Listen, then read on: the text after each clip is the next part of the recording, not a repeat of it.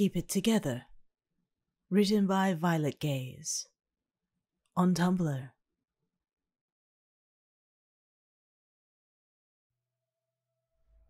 You were pacing in front of the hospital room, your hands clasped behind your back as you went back and forth. You had been folding your laundry when you heard a commotion on the news, and your intuition had screamed as you went to turn up the volume. Kirishima had told you that he probably wouldn't be able to text you that day, and you knew not to push it. He was already stressed with his internship. However, when you heard that Fat Gum was one of the pro heroes that had rushed into the building full of hostiles, you knew. All rationality flew out the window as your quirk activated at the rising of your nerves. When you first started dating, you had promised him that you wouldn't use your quirk to spy on him without his permission. But when your hands clutched your shirt, you realized that it was his hoodie a little bit too late. Your eyes closed as your mind rocketed across the miles, slamming into the senses of the familiar redhead that you loved.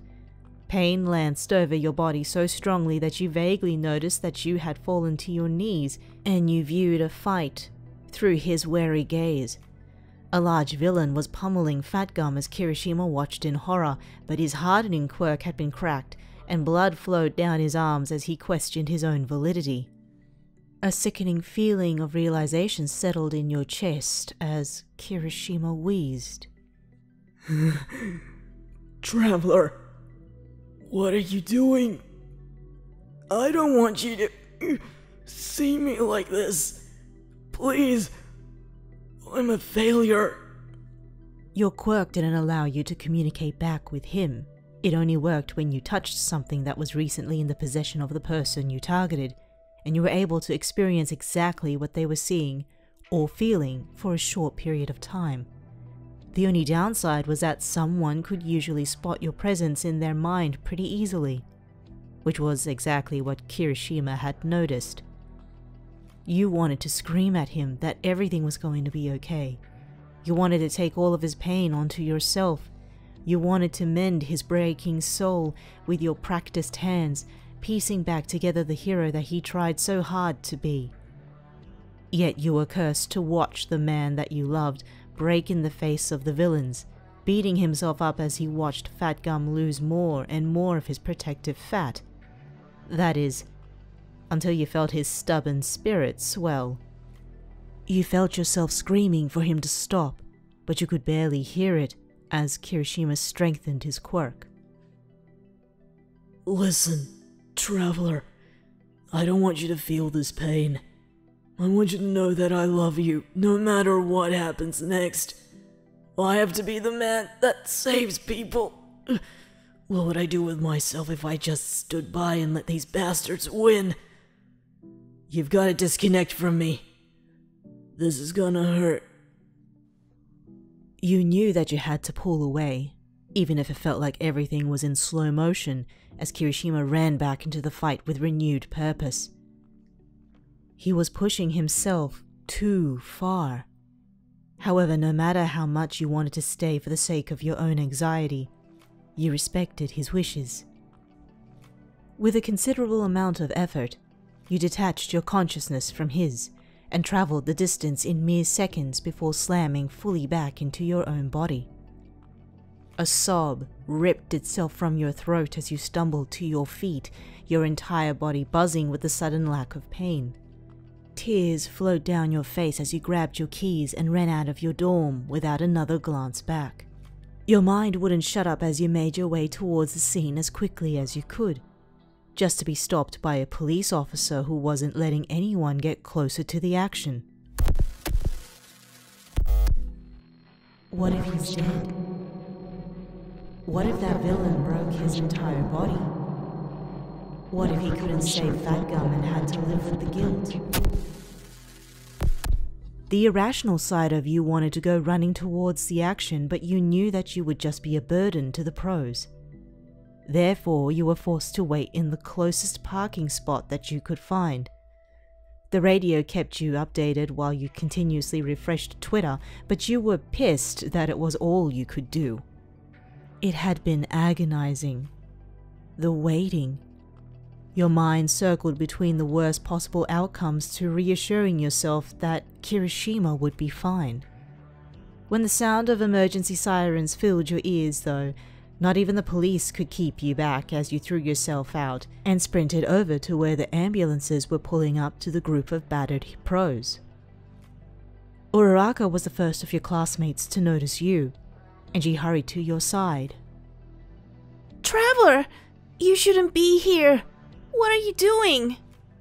You opened your mouth to respond, but Fatgum appeared in the doorway, towing an unconscious and bandaged Kirishima.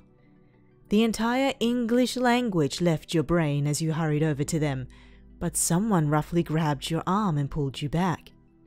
The next few hours had been a blur, but you found your mind becoming clearer as you paced before the room where they were keeping you separated from Kirishima. At first he had been in a place with many of the injured heroes, but he had been moved to his own due to the extensive nature of his injuries. The click of a door had you spinning on your heel, and a doctor looked at his clipboard before lifting his gaze to you. Are you Traveler?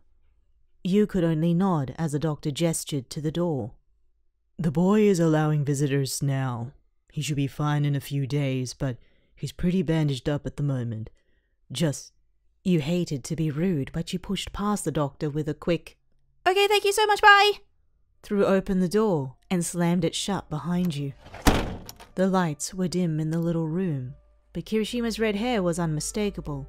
His body was completely covered in bandages, and it was even a struggle for him to smile at you as you perched beside him on the hospital bed. I'm a mummy! He happily stated. However, when you didn't share his smile, his expression faltered. Tears pooled in your eyes as you drew in a shaky breath. I thought you were dead, Eiji.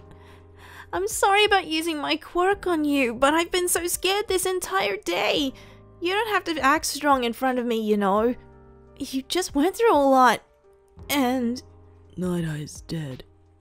His voice was just a whisper, his face completely wiped of the courageous, death-defying smile he normally wore. His body started to shake as he looked away from you. I don't want you to see me like this, Traveler. I might look like a badass with all these bandages and stuff, but I feel so broken. This gauze is the only thing keeping me together. You hesitantly placed your hand on his arm, and when you noticed the way he leaned into your touch, you allowed yourself to get closer as you encompassed him in a gentle embrace. His eyes betrayed how terrified he really was as the aftershocks of the Hasakai fight started to really sink in. Your tears splattered over his bandages, mixing with the little spots of blood seeping through. His shivering faded ever so slightly at your presence, and you spoke between sniffles. Eiji, I'm so glad that you're safe. You just pushed yourself too far. You always push yourself so hard and you always make everyone think you're okay. You can't keep doing that, alright? That's what I'm here for. I'm never going to let you go, do you understand that?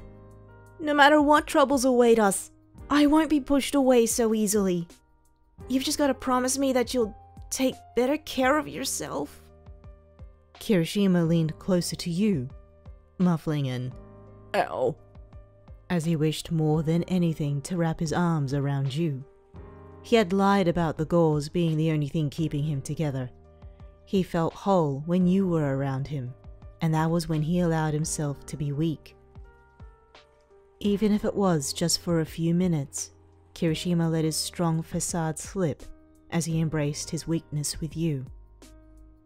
Even if his spirit was breaking, you were going to be the one that kept him together in the end.